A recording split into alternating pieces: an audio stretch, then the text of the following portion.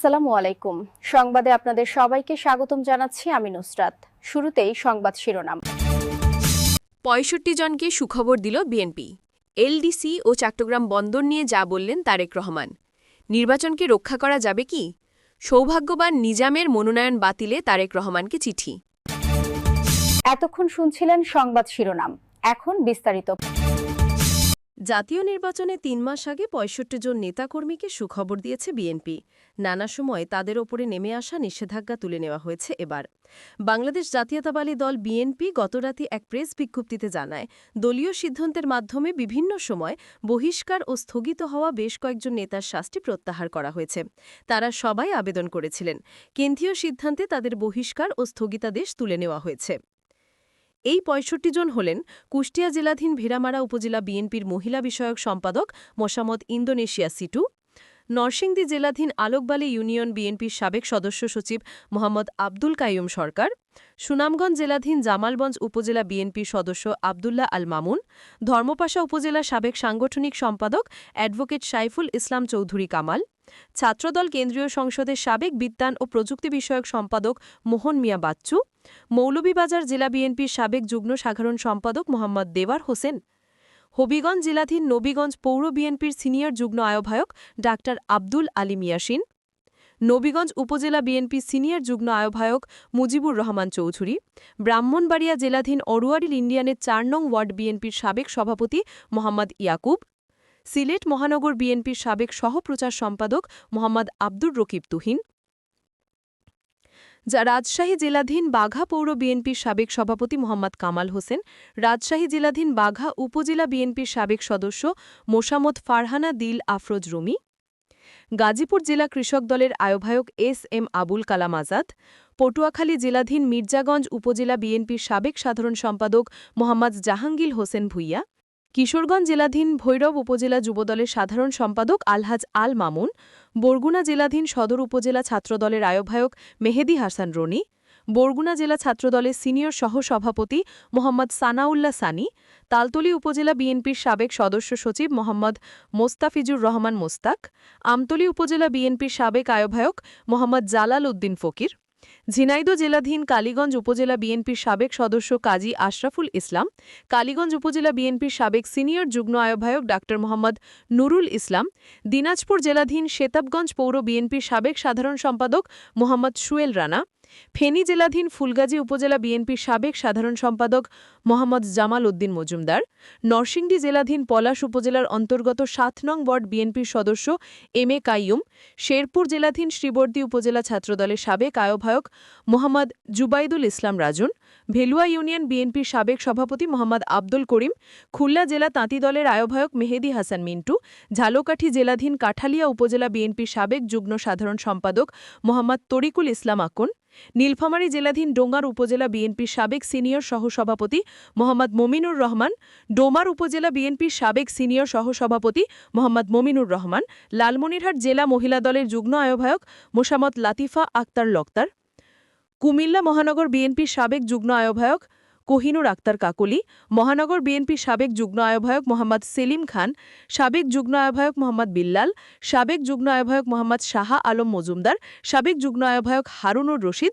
সাবেক সদস্য মোহাম্মদ নাসির উদ্দিন, কুমিল্লা উত্তর জেলা মহিলা দলের সহ নারী বিষয়ক সম্পাদক হালিমা আক্তার, ব্রাহ্মণবাড়িয়া জেলাধীন সরাইল উপজেলার অন্তর্গত শাহজাদপুর ইউনিয়ন ছাত্রদলের সাবেক আহ্বায়ক মোহাম্মদ দুলাল আহমেদ, রাজশাহী মহানগরের বোয়ালিয়া থানা যুবদলের যুগ্ম আহ্বায়ক আলিফ আল মাহমুদ লুকেন, রাজশাহী মহানগর যুবদলের সাবেক শ্রম বিষয়ক সম্পাদক মোহাম্মদ রনি হোসেন রুহুল, নওগাঁ জেলাধীন মান্দা উপজেলা বিএনপির সাবেক সহসভাপতি মনোজিৎ কুমার সরকার, নেত্রকোনা জেলাধীন সদর উপজেলার অন্তর্গত রৌহানী ইউনিয়ন বিএনপির সাবেক সভাপতি শফিকুল ইসলাম বাতেন, খুলনা মহানগর বিএনপির সাবেক যুগ্ম সম্পাদক মোহাম্মদ মাহবুব কায়সার, খুলনা জেলাধীন কয়রা উপজেলা বিএনপির সাবেক সদস্য সচিব নুরুল আমিন বাবুল, নারায়ণগঞ্জ জেলাধীন সোনারগাঁও উপজেলা বিএনপির সাবেক সদস্য এম জাহাঙ্গীর হোসেন ভূঁইয়া, সোনারগাঁও উপজেলার সাবেক সদস্য এম জাহাঙ্গীর হোসেন ভূঁইয়া, ঢাকা জেলাধীন দোহা থানা বিএনপির সাবেক অর্থ বিষয়ক সম্পাদক জাফর ইকবাল জাহিদ, মানিকগঞ্জ জেলাধীন হরিরামপুর উপজেলা বিএনপির সাবেক সদস্য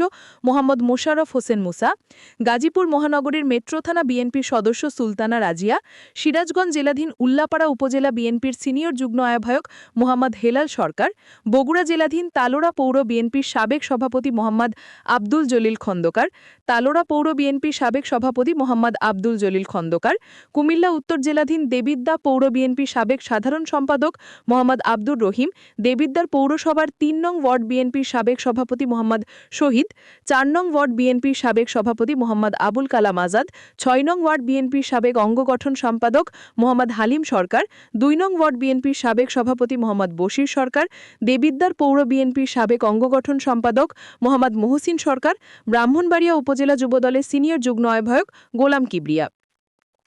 ময়মনসিংহ দক্ষিণ জেলা বিএনপির সাবেক সদস্য মোহাম্মদ আকরাম আলী ভুলু, কিশোরগঞ্জ জেলাধীন ভৈরব উপজেলা বিএনপির সাবেক সাধারণ সম্পাদক আলহাজ আল মামুন, বরগুনা জেলাধীন বেতাগী উপজেলার ১ নং বিবিচিনি ইউনিয়ন বিএনপির যুগ্ম আহ্বায়ক মোহাম্মদ মোর্শেদ হাসান নয়ন, পথরঘাটা পৌরসভার ৫ নং ওয়ার্ড বিএনপির সদস্য নাজমুন নাহার পাপড়িকে দলের প্রাথমিক সদস্যসহ সকল পর্যায় পদ থেকে বহিষ্কার করা হয়েছিল। আবেদনের প্রেক্ষিতে দলীয় সিদ্ধান্ত মোতাবেক আজ ২৪ নভেম্বর ২০২৫ তারিখ তাদের বহিষ্কারাদেশ প্রত্যাহার করা হয়েছে বলে জানায় বিএনপি। এছাড়াও দলীয় শৃঙ্খলা ভঙ্গ এবং দলের নীতি ও আদর্শ পরিপন্থী কার্যকলাপের জন্য পটুয়াখালী জেলাধীন মির্জাগঞ্জ উপজেলার অন্তর্গত মজিদবাড়িয়া ইউনিয়ন বিএনপির সাবেক সাধারণ সম্পাদক মোহাম্মদ মোজাম্মেল হোসেন মৃধার দলের প্রাথমিক সদস্য সহ সকল পর্যায়ে পদ স্থগিত করা হয়েছিল। আবেদনের প্রেক্ষিতে দলীয় সিদ্ধান্ত মোতাবেক আজ ২৪ নভেম্বর ২০২৫ তারিখ তার পদে স্থগিতাদেশ প্রত্যাহার করা হয়েছে বলে জানায় বিএনপি। বাংলাদেশ জাতীয়তাবাদী দলের বিএনপির ভারপ্রাপ্ত চেয়ারম্যান তারেক রহমান জানিয়েছেন, স্বল্পোন্নত দেশ এলডিসি থেকে উত্তরণ এবং বন্দরের বিষয়সহ যে কোনো দীর্ঘমেয়াদী সিদ্ধান্ত নেওয়ার এখতিয়ার শুধুমাত্র নির্বাচিত সরকারেরই আছে। নির্বাচনী ম্যান্ডেট যাদের নেই তাদের এই বিষয়ে সিদ্ধান্ত নেওয়ার ক্ষমতাও নেই বলে জানিয়েছেন তিনি। সোমবার নিজের ফেসবুক পাতায় দীর্ঘ এক পোস্টে ব্যাখ্যা দিয়েছেন এসব বিষয়ের। তিনি লিখেছেন, একবার গাজীপুরের একজন ছোট পোশাক কারখানার মালিককে কল্পনা করুন। তিনি ১০ বছরের বেশি সময় ধরে নিজের ব্যবসা গড়ে তুলেছেন, শতাধিক কর্মীকে কাজ দিয়েছেন, খুব চাপের মধ্যে থেকে হিসাব মিলিয়েছেন, কঠিন বৈশ্বিক প্রতিযোগিতার বাজারে টিকে আছেন। একদিন হঠাৎ কোনো আনুষ্ঠানিকতা ছাড়াই সেই শুল্ক সুবিধাগুলো, যেগুলো তার পণ্যের দামকে প্রতিযোগিতায় রাখত, নীরবে উঠে গেল। এতে তার অর্ডার কমতে শুরু করল, আর বাড়তে লাগল চাপ, কারখানা চালিয়ে রাখা, শ্রমিকদের বেতন দেওয়া, নিজের পরিবারকে নিরাপদ রাখা। এবার কল্পনা করুন নারায়ণগঞ্জের এক তরুণীকে, যিনি দেখছেন তার পরিবার অনিশ্চয়তার দিকে ঢুকে যাচ্ছে। তার বাবা একটি কারখানায় কাজ করেন, সংসার চালাতে তিনি ওভারটাইমের ওপর নির্ভর করেন। রপ্তানির চাপে পড়লেই প্রথমে ওভারটাইম বন্ধ হয়, তারপর শিফট কমে, তারপর চাকরিও চলে যায়। এগুলো কোনো শিরোনামে আসে না, এগুলো সাধারণ পরিবারের ভেতরের নীরব সংকট। তারা কেউ এই সিদ্ধান্তে ভোট দেয়নি, কেউ তাদের কিছু জিজ্ঞেসও করেনি, বাস্তব হিসাবও দেখানো হয়নি। এই কারণেই বাংলাদেশকে এলডিসি থেকে উত্তরণের বিষয়টি সরকারি বিবৃতির চেয়েও অনেক বেশি গুরুত্বপূর্ণ। বিএনপি আগেও বলেছে ২০২৬ সালের সময়সূচি ধরে এগিয়ে যাওয়া, কিন্তু স্থগিত রাখার বিকল্প না রাখা, এটা পুরোপুরি একটি রাজনৈতিক সিদ্ধান্ত। সিদ্ধান্তটি এমন একটি অন্তর্বর্তী সরকারের হাতে যার কোনো নির্বাচিত জনসমর্থন নেই, অথচ সেই সরকার দেশের ভবিষ্যৎ অর্থনীতিকে বহু দশক প্রভাবিত করবে এমন দীর্ঘমেয়াদী সিদ্ধান্ত নিচ্ছে। আমাদের বলা হচ্ছে সময় বাড়ানো অসম্ভব, স্থগিত করতে চাওয়া অপমানজনক, জাতিসংঘ নাকি তা বিবেচনাও করবে না। কিন্তু ইতিহাস অন্য কথা বলে। অ্যাঙ্গোলা ও সামোয়ার মতো দেশগুলোর উত্তরণের সময়সূচিও পরিবর্তন করা হয়েছে। জাতিসংঘের নিয়মেও রয়েছে অর্থনৈতিক ধাক্কা এলে সময় বাড়ানোর সুযোগ থাকে। দেশের ভবিষ্যৎকে প্রভাবিত করবে এমন সিদ্ধান্ত নিতে কিছু সময় চাওয়া একটি অন্তর্বর্তী সরকারের জন্য দায়িত্বশীল আচরণ।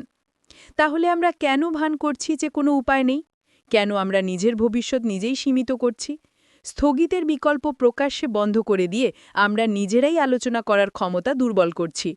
আন্তর্জাতিক আলোচনায় আমরা প্রভাব খাটানোর সুযোগ হাতছাড়া করে আগেই দুর্বল অবস্থান থেকে টেবিলে বসছি। সরকারের নিজের নথিপত্রেই দেখা যাচ্ছে ব্যবসায়ীরা ব্যাংক খাতে চাপ, বৈদেশিক মুদ্রায় সংকট, ঋণের ঝুঁকি বৃদ্ধি, রপ্তানি কমে যাবার চাপ সবাই অনুভব করছেন। এটা উত্তরণ বিরোধী কোনো বক্তব্য নয়। বাংলাদেশ এগিয়ে যাওয়ার যোগ্যতা অর্জন করেছে, কিন্তু যোগ্য হওয়া আর প্রস্তুত হওয়া এক নয়। আমি মনে করি সিদ্ধান্ত গ্রহণে কোনো সন্দেহ না থাকা মানেই সেটা প্রকৃত জাতীয় শক্তি নয়। প্রকৃত জাতীয় শক্তি হল অপরিবর্তনীয় কিছু হয়ে ওঠার আগে কঠিন প্রশ্নগুলো করার সুযোগ থাকা। এবার তাকান চট্টগ্রাম বন্দরের দিকে, যেটি বাংলাদেশের অর্থনীতির প্রধান প্রবেশদ্বার। এখানে যা ঘটে তা লক্ষ মানুষের জীবনে প্রভাব ফেলে যে কোনো রাজনৈতিক বক্তৃতার চেয়েও।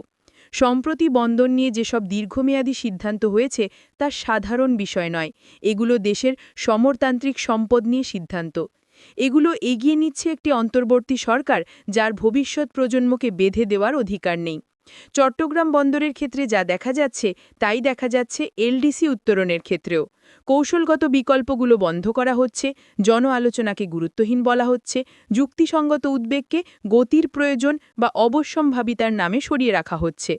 আমি পরিষ্কারভাবে বলতে চাই, এটা কোনো ব্যক্তিকে আক্রমণ করার বিষয় নয়, এটা প্রতিষ্ঠান রক্ষা করার বিষয়, এবং সেই নীতিকে রক্ষা করার বিষয় যেই নীতি বলে যেসব সিদ্ধান্ত দশকের পর দশক একটা দেশের জীবনকে গড়ে দেবে, সেসব সিদ্ধান্ত নেওয়া উচিত নির্বাচিত জনগণের কাছে দায়বদ্ধ সরকারের। কেউ বলছে না যে বাংলাদেশ এলডিসি থেকে উত্তরণ করবে না বা বন্দরের সংস্কার হবে না। কথাটি আরও সহজ এবং আরও গভীর। একটি দেশের ভবিষ্যৎ নির্ধারণ করতে পারে কেবল সেই সরকার যাকে দেশের মানুষ নিজের ভোটে নির্বাচন করেছে। কৌশলগত ধৈর্য দুর্বলতা নয়, জনসম্পৃক্ততা বাধা নয়, গণতান্ত্রিক বৈধতা দেরি নয়। আর আমার মতে সবকিছুর নিচে যে সত্যটি লুকিয়ে আছে তা হল বাংলাদেশের মানুষ কখনোই নিজের ভবিষ্যৎ নিয়ে নিষ্ক্রিয় ছিল না। তারা কষ্ট করেছে, ত্যাগ করেছে, কারণ তারা মর্যাদা, কথা বলার অধিকার এবং নিজের সিদ্ধান্তের ওপর বিশ্বাস রাখে। তাদের চাওয়া খুবই সাধারণ, তাদের কথা শোনার সুযোগ, অংশীদারিত্বের অধিকার, সম্মান। এই কারণেই অনেকে আগ্রহ নিয়ে তাকিয়ে আছে 2026 সালের ফেব্রুয়ারির জাতীয় নির্বাচনের দিকে, যেখানে বাংলাদেশের মানুষ কথা বলবে, সিদ্ধান্ত নেবে এবং আবারও প্রমাণ করবে একটি সহজ সত্য: এই দেশের ভবিষ্যৎ গড়বে এই দেশের মানুষ নিজেরাই, সবার আগে বাংলাদেশ বিশ্বাস নিয়ে। নির্বাচনকে রক্ষা করা যাবে কি বলে প্রশ্ন করেছেন জাতীয় নাগরিক পার্টি এনসিপি যুগ্ম আয়োগবাহক সারোয়ার তুষার। সম্প্রতি এক টেলিভিশন টকশোতে এ প্রশ্ন তোলেন তিনি। সারোয়ার তুষার বলেন, ধারাবাহিক পদক্ষেপ নিয়ে জনগণের মধ্যে স্বস্তি আনতে হয়, সেরকম কোনো কিছুই দেখতে পাচ্ছি না। 3টা ভুয়া নির্বাচনের পরে এবার নির্বাচন হচ্ছে। পুরো দেশবাসী প্রত্যাশা, বাইরের বিশ্বসহ সবার প্রত্যাশা যে একটা সুষ্ঠু নির্বাচন হবে। তিনি বলেন, প্রধান উপদেষ্টা অনেকবার বলেছেন যে তিনি বাংলাদেশের ইতিহাসে শ্রেষ্ঠ নির্বাচন করবেন, ঐতিহাসিক নির্বাচন করবেন। সর্বশেষ উনি অর্থাৎ প্রধান উপদেষ্টা বলেছেন যে দেশ রক্ষা নির্বাচন করবেন, কিন্তু বাস্তব পরিস্থিতি সেরকম কোনো আভাস কিংবা ইঙ্গিত দিচ্ছে না। বাংলাদেশের ইতিহাসে শ্রেষ্ঠ নির্বাচন দূরে থাক, স্ট্যান্ডার্ড সুষ্ঠু নির্বাচন করার মতো পরিবেশ এখন আছে কিনা সেটা নিয়ে প্রশ্ন তৈরি হয়। চট্টগ্রাম 13-এ অনেক বছর ধরে মামলা, হামলা ও নির্যাতনের কারণে বিএনপির তৃণমূল নেতাকর্মীরা ছিলেন ঘরছাড়া ও চরম ভোগান্তিতে।